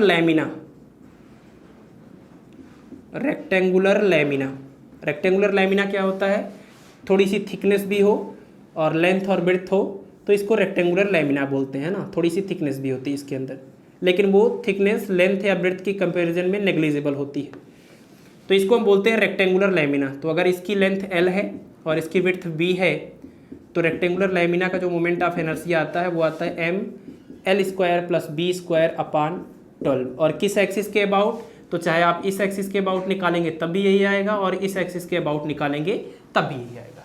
क्लियर है। नेक्स्ट पॉइंट है आपका moment of inertia of solid cylinder. तो चाहे सॉलिड सिलेंडर की बात करें या फिर डिस्क की बात करें, देखिए ये दोनों अलग अलग बॉडी हैं, लेकिन दोनों का जो मोमेंट ऑफ इनर्शिया आता है वो सेम आता है। सॉलिड सिलेंडर का मतलब कि इस तरीके का कोई सिलेंडर अगर है, ठीक है, तो इस सिलेंडर का भी मोमेंट ऑफ इनर्शिया इस वाले एक्सिस के अबाउट। और डिस्क का मतलब क्या होता है, डिस्क का मतलब जैसे प्लेट होती है, जैसे कॉइन होता है, सिक्का होता है 1 रुपये का 2 रुपये का, तो वो जो सिक्का जैसे होता है पूरा एक प्लेट की तरह, इसका मोमेंट ऑफ इनर्शिया। तो इसके बिल्कुल सेंटर से पास होने वाला जो एक्सिस है, यहाँ पर भी जो एक्सिस के अलॉन्ग जो एक्सिस है ना, बिल्कुल बीच में से जो पास हो रहा है, तो अगर इसमें ये r मान ले इस डिस्टेंस को, या इसमें भी इस डिस्टेंस को r मान ले, तो इन दोनों का जो मोमेंट ऑफ इनर्शिया इस एक्सिस के अबाउट होता है दैट इज 1/2 mr², 1/2 mr²। सब याद रखना है आपको, ये अगर याद नहीं है तो न्यूमेरिकल में आप फंस जाएंगे। देखिए आप वैल्यू चेंज हो रही है, 1/2 है, इसमें अपान में 12 है और ये सब कुछ टर्म है, आगे भी और चेंजेस होंगे। नेक्स्ट जो हमारी रिजिड बॉडी है दैट इज रिंग। इस रिंग को हम और क्या बोलते हैं, इसको हुप भी बोला जाता है। रिंग और डिस्क में कभी कंफ्यूज मत होइएगा। डिस्क में क्या है कि ये बीच में भी पूरा मटेरियल भरा हुआ है, पूरा प्लेट है एकदम प्लेन, और रिंग में क्या होता है सिर्फ एक घेरा होता है, ये घेरा होता है ऐसा, इसमें बीच में ये पूरा खाली है, खोखला है। तो आपको ध्यान रखना है कि अगर ये डिस्क है तो ये पूरा ऐसे मटेरियल भरा हुआ है। तो डिस्क के लिए मोमेंट ऑफ इनर्शिया का ये फार्मूला है। लेकिन अगर ये रिंग या हुप है, रिंग या हुप बोला जाता है, तो इसका जो मोमेंट ऑफ इनर्शिया इस एक्सिस के अबाउट आता है that is equal to mr², इस टाइप का, ये इसका मोमेंट ऑफ इनर्शिया आता है। ठीक है, नेक्स्ट अभी दो बॉडी की और बात कर लेते हैं, खास करके सॉलिड और हॉलो स्फीयर के बारे में। तो 5th पॉइंट आप लिख सकते हैं सॉलिड स्फीयर। तो सॉलिड स्फीयर का मोमेंट ऑफ इनर्शिया, और छठा है आपका हॉलो स्फीयर का मोमेंट ऑफ इनर्शिया। और आप इसको देखिए, इसमें कंफ्यूज नहीं होना है, सॉलिड स्फीयर है और हॉलो स्फीयर है। तो मोमेंट ऑफ इनर्शिया का जो अभी इसके पीछे डिस्कशन हुआ उसमें आपने ये देखा कि I इज इक्वल टू ये जो सिग्मा mr² की बात हो रही थी, इसमें हमने आपको बताया कि मास जो है सेंटर से जितना दूर डिस्ट्रीब्यूटेड होगा उसी हिसाब से मोमेंट ऑफ इनर्शिया इंक्रीज हो जाएगा।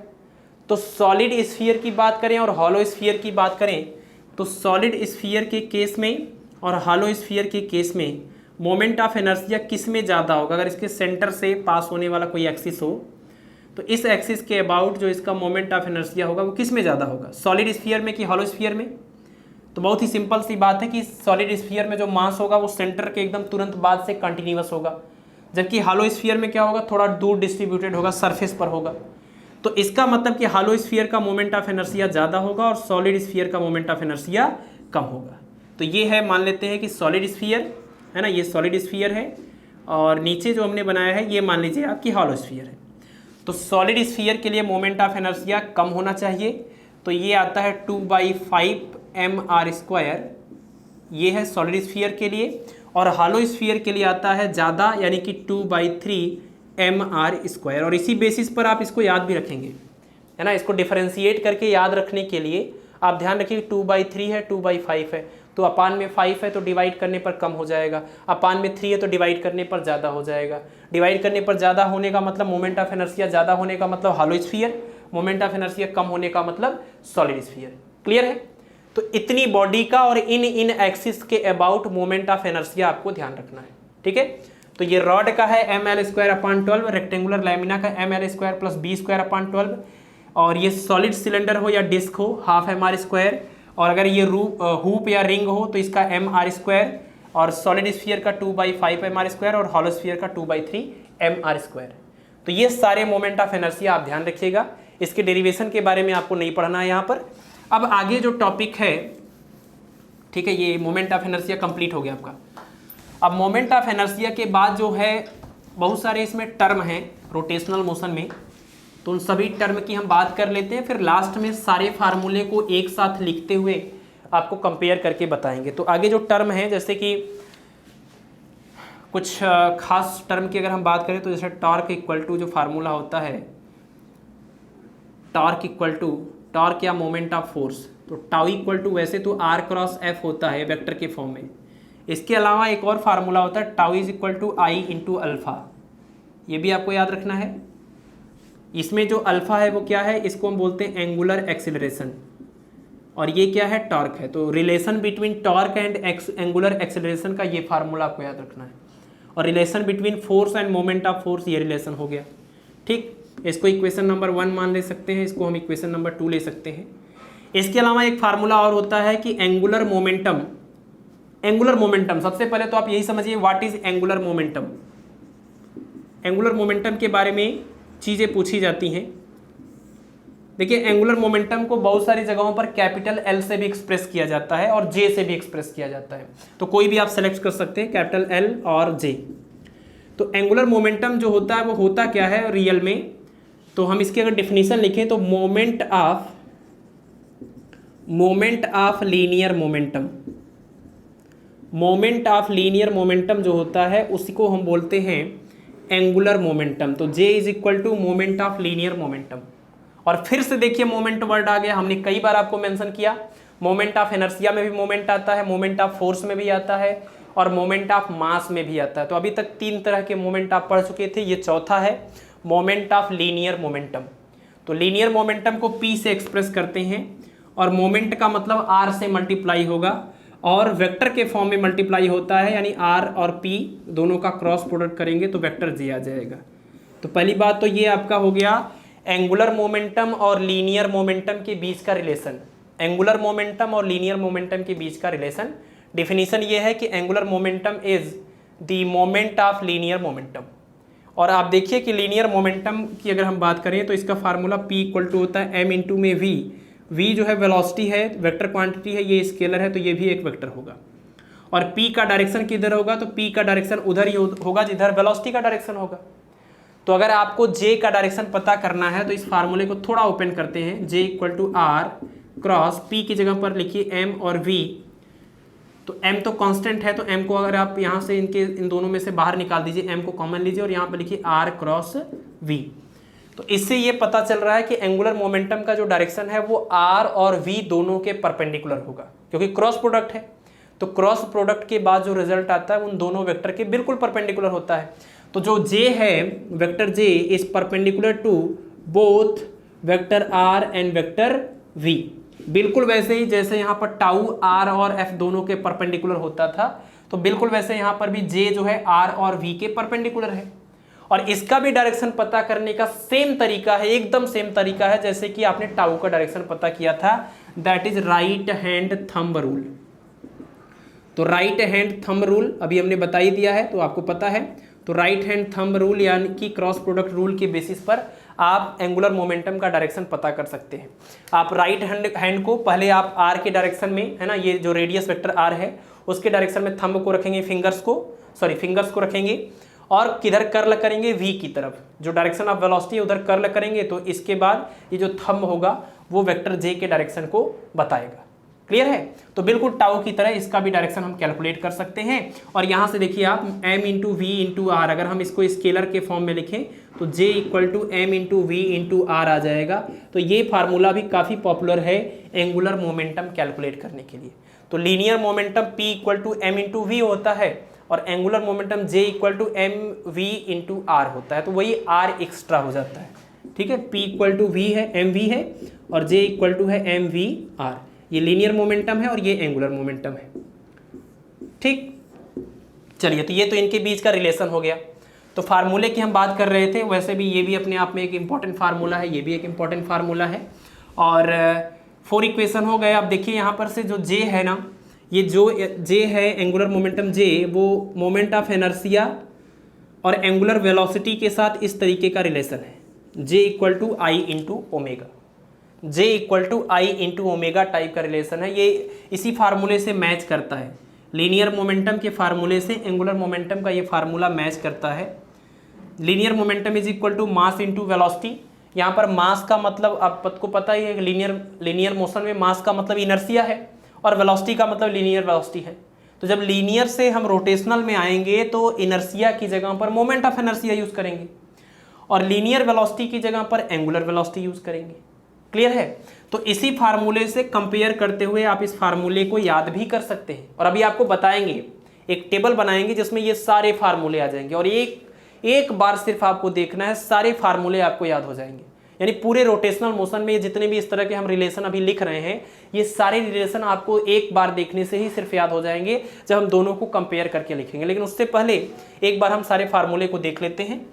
और यहीं से एक टर्म आ जाता है कंजर्वेशन ऑफ एंगुलर मोमेंटम, है ना। यहीं से एक चीज़ और आपको समझा देते हैं, what is conservation of angular momentum. तो जैसे आपने पढ़ा था कंजर्वेशन ऑफ लीनियर मोमेंटम, है ना, लीनियर मोमेंटम का कंजर्वेशन आपने पढ़ा था, बिल्कुल वैसे ही कंजर्वेशन ऑफ एंगुलर मोमेंटम भी होता है। तो एंगुलर मोमेंटम का फार्मूला क्या है, J equal to I into omega, आपने देख लिया। तो अगर हम इसको डिफरेंशिएट कर दें यानी D J upon D T निकालें तो ये आ जाएगा आई इंटू और ये ओमेगा क्या हो जाएगा D omega upon D T. और देखिए जो डी जे अपान डी टी है जैसे आप पढ़ते थे D P upon D T Newton's laws of motion में जो सेकंड लॉ होता था rate of change of linear momentum is equal to force, बिल्कुल वैसे ही यहाँ पर देखिए rate of change of angular momentum है तो rate of change of linear momentum is equal to force, तो rate of change of angular momentum is equal to turning effect of force that is torque, क्योंकि rotation की बात हो रही है। तो लीनियर मोशन में जो इंपॉर्टेंस फोर्स का है रोटेशनल मोशन में वही इंपॉर्टेंस टॉर्क का होता है। तो यहाँ पर लिखेंगे टाउ इज इक्वल टू ये हो जाएगा आई और इसकी जगह पर ये देखिए इसको बोलते हैं एंगुलर एक्सेलरेशन तो ये अल्फा, तो tau is equal to I into alpha हो जाएगा। टाउ इक्वल टू हो जाएगा आई इंटू ये टाउ इक्वल टू हो जाएगा आई इंटू अल्फा और ये फार्मूला जो आपका है j equal to I into omega. यहाँ से जब आप निकालेंगे law of conservation of angular momentum, तो law of conservation of angular momentum ये कहता है कि अगर कोई भी एक्सटर्नल टॉर्क अप्लाई नहीं करते हैं तो ठीक है। वैसे तो इस फार्मूले की कोई ज़रूरत नहीं थी यहाँ पर कंजर्वेशन ऑफ एंगुलर मोमेंटम को समझाने के लिए, सिर्फ हमको ये लिखना था टाउ किसके इक्वल है, tau equal to D J by D T, rate of change of angular momentum is equal to torque. और जरा आप यहाँ से देखिए कि कंजर्वेशन ऑफ लीनियर मोमेंटम कैसे डिफाइन करते थे। इसमें यही बोलते थे if F equal to zero, अगर एक्सटर्नल फोर्स जीरो हो जाए, एफ एक्सटर्नल है ये, अगर एक्सटर्नल फोर्स किसी बॉडी पर किसी सिस्टम पर जीरो हो जाए तो लीनियर मोमेंटम कंजर्व हो जाता है, कांस्टेंट हो जाता है या वेरी नहीं करता है। इसको बोलते थे law of conservation of linear momentum. और इसी प्रिंसिपल पर प्रोपोल्सन ऑफ रॉकेट का एग्जाम्पल था, रिकॉइल ऑफ गन का एग्जाम्पल था, कोलिजन का एग्जाम्पल था, वो सब के सब में क्या अप्लाई करते थे, कंजर्वेशन ऑफ लीनियर मोमेंटम। तो बिल्कुल ऐसे ही कंजर्वेशन ऑफ एंगुलर मोमेंटम भी डिफाइन है। अगर हम इसमें कह दें if tau equal to zero, अगर किसी रोटेटिंग रिजिड बॉडी पर कोई टॉर्क न लग रहा हो, कोई एक्सटर्नल टॉर्क का काम न करे, तो d J upon D t equal to zero, that is j equal to constant. और जे इक्वल टू कॉन्स्टेंट होने का मतलब कि एंगुलर मोमेंटम कॉन्स्टेंट, और एंगुलर मोमेंटम जे को हम आई इंटू ओमेगा के इक्वल लिख सकते हैं, तो इसका मतलब I into omega is equal to क्या हो जाएगा, कॉन्स्टेंट। ठीक है, तो इस प्रिंसिपल को हम बोलते हैं कंजर्वेशन ऑफ एंगुलर मोमेंटम, और इसको क्या बोलते हैं, कंजर्वेशन ऑफ लीनियर मोमेंटम। तो कंजर्वेशन ऑफ लीनियर मोमेंटम के ढेर सारे आपने एग्जांपल देखे थे, इसके ऊपर खूब बेस्ड न्यूमेरिकल भी आपने किया था न्यूटन्स लॉज ऑफ मोशन में। वैसे ही सर्कुलर मोशन में कंजर्वेशन ऑफ जो एंगुलर मोमेंटम है, इस पर खूब ढेर सारे क्वेश्चंस पूछे जाते हैं, न्यूमेरिकल्स आते हैं। तो जरा आप देखिए कि जे इक्वल टू कॉन्स्टेंट या I into omega equal to constant होने का मतलब आप इसी बात को और कैसे लिख सकते हैं, तो आप कह सकते हैं I one omega one is equal to I two omega two. और ये रिलेशन ये कहता है कि इन दोनों का प्रोडक्ट हमेशा कांस्टेंट रहेगा, यानी अगर आई डिक्रीज होगा तो ओमेगा इंक्रीज होगा, और अगर आई इंक्रीज होगा तो ओमेगा डिक्रीज होगा, तभी तो इन दोनों का प्रोडक्ट कांस्टेंट रहेगा। अगर ये घटेगा तो ये बढ़ जाएगा और प्रोडक्ट कांस्टेंट हो जाएगा, ये बढ़ रहा है तो ये घट जाएगा और ऐसा घटेगा कि प्रोडक्ट अभी भी वही आएगा। ये कंजर्वेशन ऑफ एंगुलर मोमेंटम का दूसरा रूप है और इसको आपको ध्यान रखना है। इसके कुछ एग्जाम्पल आपको पहले बता दें। जैसे मान लीजिए कि ये कोई आदमी है जो किसी रोटेटिंग टेबल के ऊपर, ये एक रोटेटिंग टेबल के ऊपर खड़ा है, हाथों को ऐसे फैला के, और अपने हाथ में इसने एक डंबल ले लिया है ऐसे, मतलब इसका कुछ मास है। तो अगर ये आदमी इस रोटेटिंग टेबल पर रोटेट कर रहा है, तो रोटेट करने का मतलब, और देखिए अगर ये है एक्सिस ऑफ रोटेशन, तो इस मास के अकॉर्डिंग अगर देखा जाए तो इसका अपना कुछ ना कुछ मोमेंट ऑफ इनर्शिया होगा इस आदमी का, इस एक्सिस के अबाउट। तो अगर ये अपने हाथों को मोड़ ले, तो हाथों को जैसे ये मोड़ लेगा तो आर की वैल्यू कम हो जाएगी, और आर की वैल्यू कम हो जाने से क्या होगा, आर की वैल्यू कम हो जाने से आई की वैल्यू कम हो जाएगी। तो अगर ये अपने हाथों को मोड़ता है तो आई की वैल्यू डिक्रीज हो जाएगी, और आई की वैल्यू डिक्रीज होने के बाद कंजर्वेशन ऑफ एंगुलर मोमेंटम के अकॉर्डिंग आई की वैल्यू डिक्रीज है तो ओमेगा की वैल्यू इंक्रीज है, मतलब कि ये टेबल तेजी से घूमने लगेगा, इसकी जो एंगुलर वेलोसिटी होगी वो इंक्रीज हो जाएगी। तो law of conservation of angular momentum पर बेस्ड ये एग्जांपल है कि अगर ये अपने हाथों को मोड़ेगा तो ये तेज घूमेगा, अगर हाथों को फैला ले तो हाथों को फैला लेगा तो आर की वैल्यू बढ़ने से आई बढ़ जाएगा, और आई के बढ़ने से ओमेगा घट जाएगा। ठीक है, तो रोटेटिंग टेबल का ये बहुत ही फेमस एग्जांपल है, कंजर्वेशन ऑफ एंगुलर मोमेंटम के ऊपर बेस्ड है। एक और एग्जाम्पल आप देखिए कि जब कोई आदमी, अब कैसे आदमी को यहाँ पर बनाया जाए, तो मान लीजिए जब कोई आदमी कहीं पर ऐसे यहाँ से जंप करता है, मान लीजिए ये ऐसे सरफेस है और नीचे यहाँ पर पानी है, तो आपने ये गेम देखा होगा, है ना, टीवी में देखा होगा कि जब कोई कभी पानी में जंप करता है, तो जब पानी में जंप करता है तो बीच में क्या करता है, पानी में गिरने से पहले वो अपनी बॉडी को कर्ल करने की वजह से क्या होता है कि बॉडी को जब वो कर्ल कर लेता है तो जो इसका एक्सिस ऑफ रोटेशन है उससे उसकी बॉडी का जो ये बाहरी सिरा होता है ना, गोल कर लेता है, तो आर की वैल्यू वो डिक्रीज हो जाती है ना, गोल कर लेता अपनी बॉडी को, तो आर की वैल्यू डिक्रीज हो जाती है। और आर की वैल्यू डिक्रीज होने से आई की वैल्यू डिक्रीज हो जाएगी, आई की वैल्यू डिक्रीज होने से ओमेगा की वैल्यू इंक्रीज हो जाएगी। यानी जब ये पानी में जंप करता है, डाइव करता है, तो अपनी बॉडी को जैसे वो सर्कुलर फॉर्म में मोड़ता है, तो एक्सिस ऑफ रोटेशन से, जिस एक्सिस के अबाउट वो घूम रहा है, उससे आर की वैल्यू कम हो जाती है, तो मोमेंट ऑफ इनर्शिया घट जाता है और कंजर्वेशन ऑफ एंगुलर मोमेंटम के अकॉर्डिंग ओमेगा की वैल्यू बढ़ जाती है। तो वो क्या करता है, पानी में गिरने से पहले ऐसे कई बार घूमता है ना, पानी में गिरने से पहले कई बार घूमता है। क्यों? क्योंकि ओमेगा की वैल्यू बढ़ गई। क्लियर है? तो ये एग्जांपल्स हैं कंजर्वेशन ऑफ एंगुलर मोमेंटम के। नेक्स्ट 2 टॉपिक और है यहाँ पर, और उसको भी देखते हैं और इसके बाद इस लेक्चर को कंप्लीट करते हैं। जो टॉपिक यहाँ पर 2 बचे हुए हैं उसमें से एक है principle of parallel and perpendicular axis, और दूसरा है कंडीशन फॉर अ बॉडी या रोलिंग बॉडी विदाउट स्लाइडिंग। ये 2 टॉपिक सिर्फ बचे हुए हैं। तो सबसे पहले हम बात कर लेते हैं कि थ्योरम ऑफ परपेंडिकुलर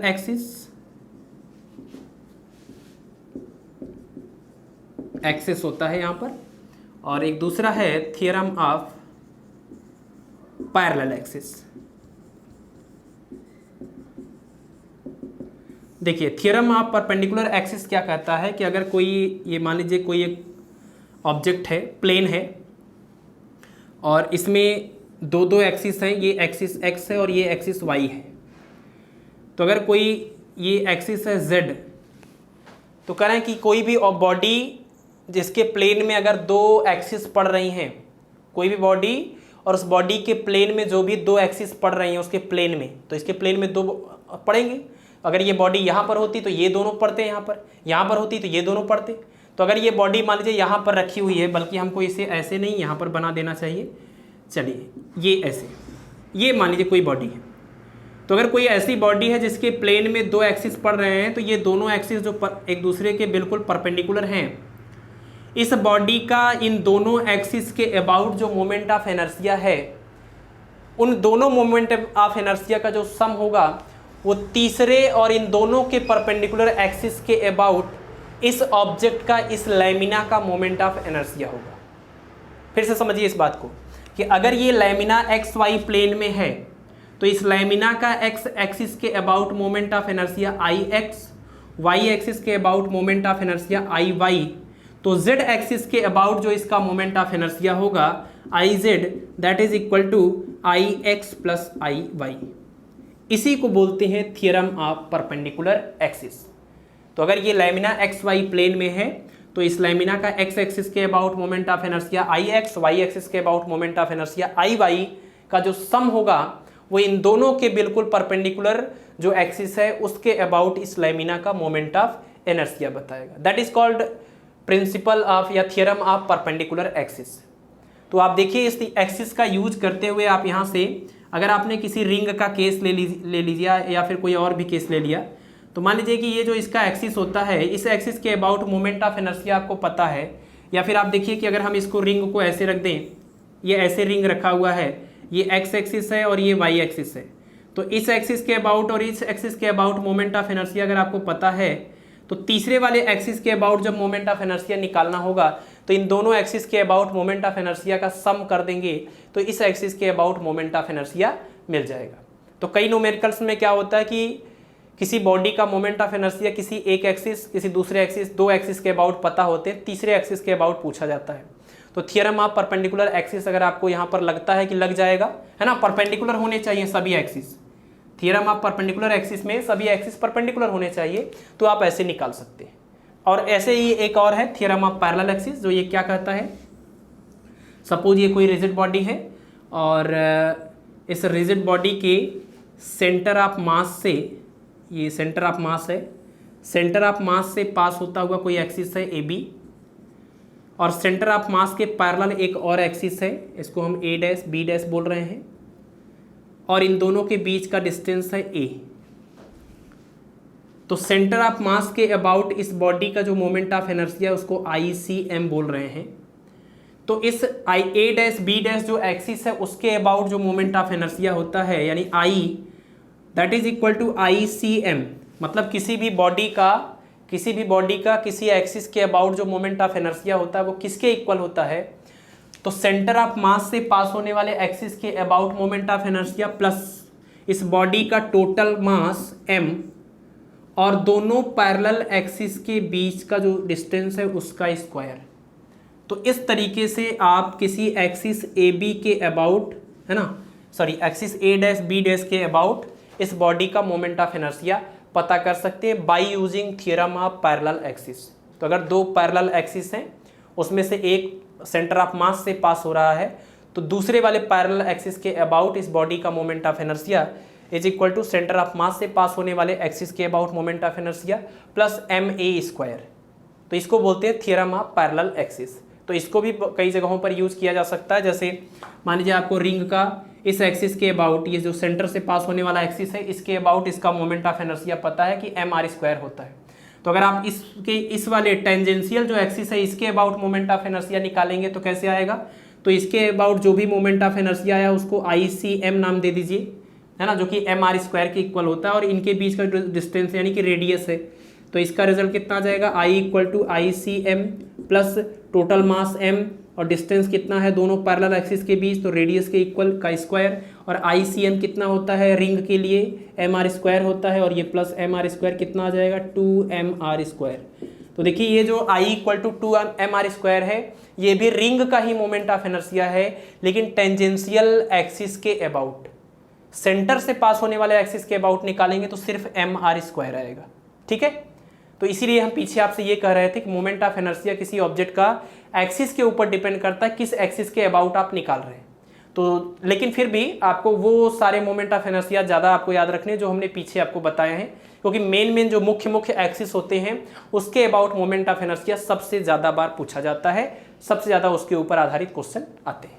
ठीक है, चलिए लास्ट टॉपिक के ऊपर बात कर लेते हैं, इसके बाद लेक्चर ये काफ़ी लेंदी हो गया है, लेकिन ये टॉपिक बहुत ज़्यादा इंपॉर्टेंट है और बहुत सारी आप इंपॉर्टेंट बातें इसमें अभी तक देख चुके हैं, तो इस वजह से भी ये बहुत ज़्यादा ज़रूरी है। लास्ट टॉपिक जो है वो है कंडीशन। अभी तो कंपैरिजन भी करना है सारे फार्मूले को, है ना, लास्ट टॉपिक के बाद पूरा कंपेयर करके फार्मूले याद करा देते हैं। Condition of rolling without sliding, without sliding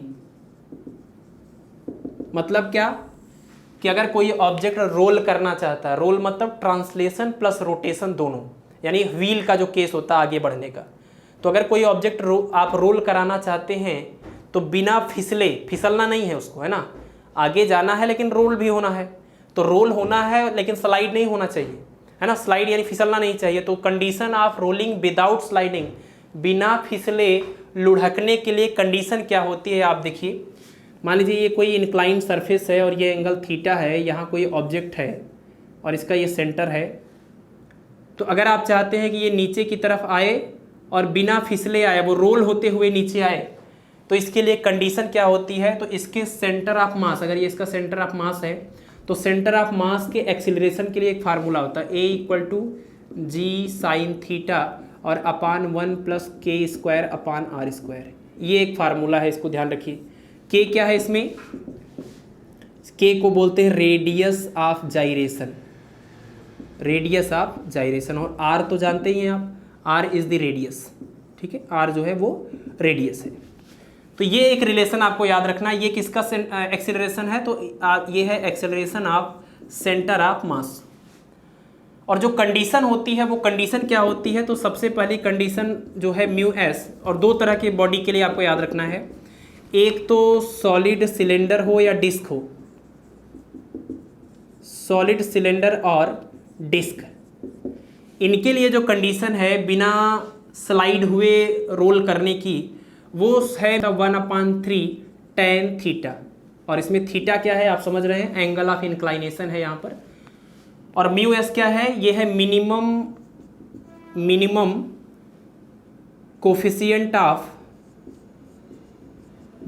coefficient of static friction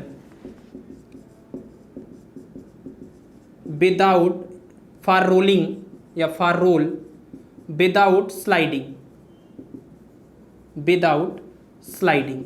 यानी अगर आप चाहते हैं कि बिना फिसले ये सॉलिड सिलेंडर या डिस्क बिना फिसले यहाँ पर रोल करते हुए नीचे आए, तो जो कम से कम यहाँ पर फ्रिक्शन होना चाहिए, coefficient of static friction mu S होना चाहिए, वो 1/3 tan थीटा के इक्वल होना चाहिए। कम से कम है, ये मिनिमम है। तो अगर इससे भी कम हो जाए, अगर वहाँ पर कोफिशिएंट ऑफ स्टैटिक फ्रिक्शन इससे भी कम हो जाए, तो वो जो सॉलिड सिलेंडर होगा या डिस्क होगा वो बिना स्लाइड हुए रोल नहीं कर पाएगा, मतलब वो फिसलते हुए ही नीचे आएगा। तो ये मिनिमम वैल्यू है, कम से कम इतना अगर है तो बिना स्लाइड हुए मतलब वो रोल करते हुए नीचे आएगा। लेकिन अगर इससे भी कम हो जाए तो फिर तो वो स्लाइड होते हुए फिसलते हुए ही नीचे आएगा। ठीक है, तो ये कंडीशन है सॉलिड सिलेंडर या डिस्क के लिए। अगर आपके पास एक सॉलिड स्फीयर है तो उसका कंडीशन अलग है, और यही दोनों आपको याद रखने हैं। सॉलिड स्फीयर के लिए कंडीशन होता है mu S is equal to 2/7 tan theta. यानी कि अगर ये मिनिमम कोफिशिएंट ऑफ फ्रिक्शन इतना है तो कोई भी स्फीयर आराम से बिना स्लाइड हुए रोल होते हुए नीचे आएगा। अगर इससे कम फ्रिक्शन हो जाएगा कोफिशिएंट ऑफ फ्रिक्शन, तब तो वो स्लाइड होते हुए नीचे आएगा। ठीक है, तो this is the condition for rolling without sliding for solid cylinder and disc mu S equal to 1/3 tan theta, for solid sphere mu S equal to 2/7 tan theta. Clear?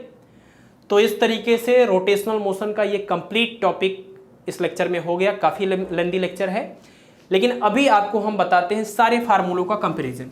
तो 5 मिनट के अंदर सारे फार्मूलों को कंपेयर कर लेते हैं ताकि आपको ये फार्मूले याद रहें, क्योंकि ज़्यादातर इंपॉर्टेंस यहाँ पर फार्मूलों का ही है। थियरी तो आपने ठीक है समझ लिया, तो अब ये फार्मूला तो आपको याद होना चाहिए ना। तो हम कंपेयर करेंगे लीनियर मोशन को और रोटेशनल मोशन को, लीनियर मोशन या ट्रांसलेशनल मोशन और रोटेशनल मोशन को। देखिए लीनियर मोशन में क्या होता है, लीनियर मोशन में आपने देखा था कि जो इनर्शिया होता है वो मास के ऊपर डिपेंड करता है। तो जो इंपॉर्टेंस लीनियर मोशन में मास का है, मास m का, वही इंपॉर्टेंस रोटेशनल मोशन में मोमेंट ऑफ इनर्शिया का है, जिसको हम I से एक्सप्रेस करते हैं, I equal to mr², sigma mr², या फिर इसको कैपिटल M k² भी बोलते हैं। ठीक है, तो लीनियर मोशन में जहाँ जहाँ मास हम यूज करते हैं, रोटेशनल मोशन में वहाँ वहाँ हम moment of inertia I use कर सकते हैं, दोनों इक्विवेलेंट होते हैं। दूसरा, यहाँ पर आप जानते हैं, अब हम नाम नहीं लिख रहे हैं, जैसे डिस्प्लेसमेंट की बात करें तो ये लीनियर डिस्प्लेसमेंट s होता है, यहाँ पर एंगुलर डिस्प्लेसमेंट थीटा आता है। इसी तरह से आगे यहाँ पर आता है लीनियर वेलोसिटी v, यहाँ पर एंगुलर वेलोसिटी ओमेगा। इसी तरह से आगे यहाँ पर आता है लीनियर एक्सीलरेशन a और यहाँ पर एंगुलर एक्सीलरेशन अल्फा। और इन तीनों के बीच का आपस का रिलेशन फिर से हम लिख दे रहे हैं, s equal to r theta, v equal to r omega और a equal to r alpha होता है, ये रिलेशन है। ठीक है, नेक्स्ट जो है वो है फोर्स का। तो यहाँ पर जो इम्पोर्टेंस फोर्स का है वही इम्पोर्टेंस यहाँ पर टॉर्क का होता है, और टॉर्क और फोर्स के बीच में रिलेशन भी होता है R×F टाइप का। ठीक, नेक्स्ट आप लिख सकते हैं, अब अगर आपको ये मिल गया तो अब देखिए formula F is equal to m into a होता है, force is equal to mass into acceleration. तो यहाँ पर फोर्स की जगह पर क्या लिखेंगे, टॉर्क लिखेंगे। ठीक है, F की जगह पर टाउ होता है, तो F की जगह पर अगर टाउ होता है तो यहाँ लिखिए, और मास m की जगह पर क्या लिखेंगे, I लिखेंगे, और लीनियर एक्सेलरेशन a की जगह पर क्या लिखेंगे, एंगुलर एक्सेलरेशन अल्फा। तो ये जो रिलेशन है, अब आप देखिए इस रिलेशन से कंपेयर करते हुए आप कभी भी याद कर सकते हैं। अगर आपको पता हो कि इसके इक्विवेलेंट ये है, इसके इक्विवेलेंट ये है, तो ये सब कंपेरिजन अगर पता है तो ये फार्मूला आपको आराम से आ जाएगा। एक और फार्मूला इसी का आपने पढ़ा, F इक्वल टू क्या, dp/dt, rate of change of linear momentum is equal to force. तो यहाँ पर भी होता है tau is equal to F की जगह पर टाउ लिखिए, P की जगह पर लीनियर मोमेंटम की जगह पर एंगुलर मोमेंटम लिखिए, तो dj/dt हो गया। देखिए फार्मूला एकदम एग्जैक्ट है, एकदम करेक्ट फार्मूला है। ठीक है, अच्छा यहाँ पर आपने पढ़ा था ये linear momentum P is equal to mass into velocity. तो इसी तरीके से अगर आप यहाँ पर एंगुलर मोमेंटम में आएंगे तो लीनियर मोमेंटम की जगह पर एंगुलर मोमेंटम J, मास की जगह पर मोमेंट ऑफ इनर्शिया I, और वेलोसिटी v की जगह पर ये एंगुलर वेलोसिटी ओमेगा, तो j equal to I omega हो गया। ठीक है, j equal to I omega, ये भी एक फार्मूला बन गया। और भी एक फार्मूला आप देख सकते हैं, जैसे वर्क का फार्मूला देख लीजिए। वर्क, तो यहाँ पर वर्क इक्वल टू होता है फोर्स और इनटू में डिस्प्लेसमेंट। वर्क इक्वल टू होता है फोर्स इनटू डिस्प्लेसमेंट। तो यहाँ पर अगर वर्क निकालेंगे तो फोर्स की जगह पर क्या लिखेंगे, टाउ टॉर्क हो जाएगा, और डिस्प्लेसमेंट एस की जगह पर थीटा हो जाएगा। तो इस तरीके से वर्क का फार्मूला हो जाएगा। ठीक है, और भी कुछ फार्मूले आपको यहाँ पर दिखा देते हैं। टेबल अलग से नहीं बना रहे हैं, टेबल अलग से नहीं बना रहे हैं, आप समझ लीजिए ये लीनियर का है, ये लीनियर का है और ये रोटेशनल का है। तो यहाँ पर जो काइनेटिक एनर्जी आती है, काइनेटिक एनर्जी का फार्मूला क्या होता है, half into mass into velocity का स्क्वायर।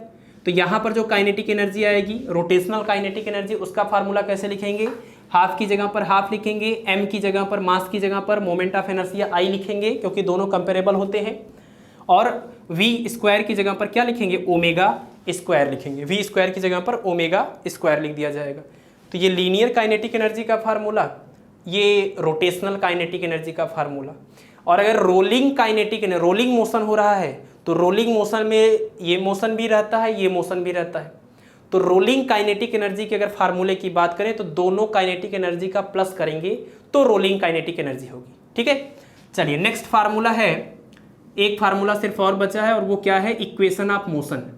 तो लीनियर इक्वेशन ऑफ मोशन में 3 इक्वेशन ऑफ मोशन आपने पढ़ा ही होगा, और वो इक्वेशन ऑफ मोशन क्या थे, v is equal to you plus A T, दूसरा s is equal to U T plus half A T square, और तीसरा v square is equal to U square plus 2as। बिल्कुल ऐसे ही rotational motion में v की जगह पर क्या आएगा, v की जगह पर वहाँ पर आएगा ओमेगा। तो यहाँ v की जगह पर हम लिखेंगे ओमेगा। और जैसे यहाँ इनिशियल वेलोसिटी u होती है, इस u को हम v नॉट भी बोलते हैं, तो वैसे यहाँ पर ओमेगा की जगह पर, यानी initial angular velocity omega naught, plus a की जगह पर क्या आता है, तो a की जगह पर अल्फा आता है, तो यहाँ पर अल्फा लिखेंगे और उसके बाद t। तो जैसे v equal to you plus A t, वैसे ही omega equal to omega naught plus alpha t. और दूसरा s equal to U T plus half A T square, तो इसका क्या आ जाएगा, ये आ जाएगा आपका theta is equal to omega naught t plus 1/2, a की जगह पर अल्फा और उसके बाद टी स्क्वायर। और तीसरा आ जाएगा omega square is equal to omega naught square plus 2 alpha theta. इन तीनों इक्वेशन को हम बोलते हैं इक्वेशन ऑफ मोशन या इक्वेशन ऑफ लीनियर मोशन, इसको बोलते हैं इक्वेशन ऑफ रोटेशनल मोशन। तो ये तीनों इक्वेशन ऑफ रोटेशनल मोशन है और ये तीनों इक्वेशन ऑफ लीनियर मोशन है। तो कंपेयर करके आप बहुत ही आसानी से इसको याद कर सकते हैं। ठीक है, तो इस तरीके से मुझे उम्मीद है कि ये सारे फार्मूले अब आपको याद हो जाएंगे। अगर ये इतना कंपैरिजन आप याद रखते हैं तो ये इतना कंपैरिजन, उसके बाद कि ये सारे फार्मूले आपको तो याद ही होने चाहिए।